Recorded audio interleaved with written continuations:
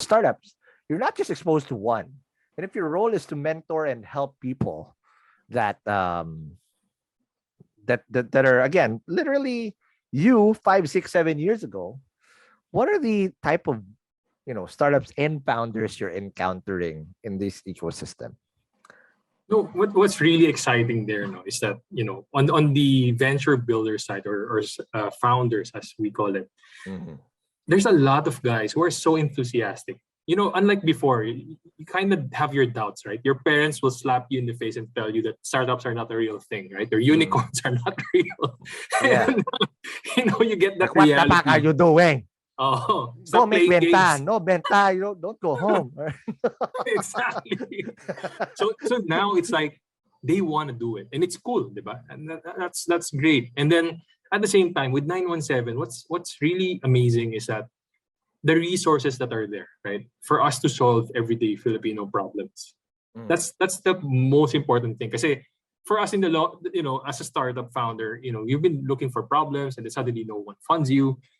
All of this we've got in-house. Everything you ever need is there, and you don't even have to step out, and you can just build, and you can focus on what's really important, which is a problem-solving part of the business. Right. But on a founder level, this is what I want to understand, because my guess is the typical problems that a founder or a venture builder in 917 are the same problems that us entrepreneurs or us founders did our experience before, like how to build a team, how to create product, and all these basic things that are just little variations of it.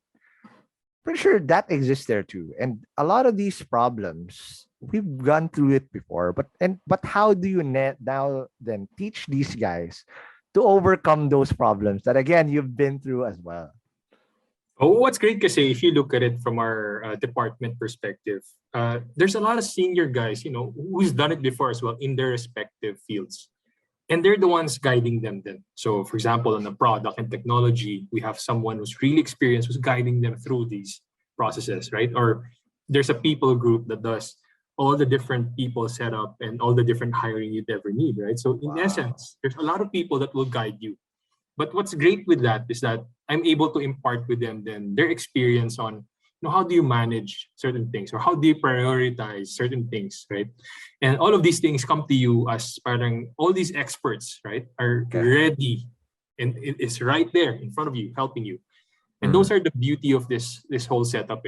You get all the resources you need, even the advice and the knowledge and insights, right? What type of advice do they ask for typically? Okay, I'm coming in from it's the same thing, man. It's the same thing from us, right? We would ask, like, how do I manage this? How do I do contracts? How do I sell this thing? How do I build the product, right? How do I maintain the product? Who do I talk to, and what do I do, right? All of these things, we've gone through it before, and it's so easy because now we know, right? It's as simple as that. And that's what I want to impart here in this episode, because we have an OG in the house, right? And this is what I want to impart with the young founders that are here, Gen Z or young Zillennials, whatever you want to call yourselves. We're happy that the industry has gone so many great startups that have gone YC, that are raised millions and millions of dollars.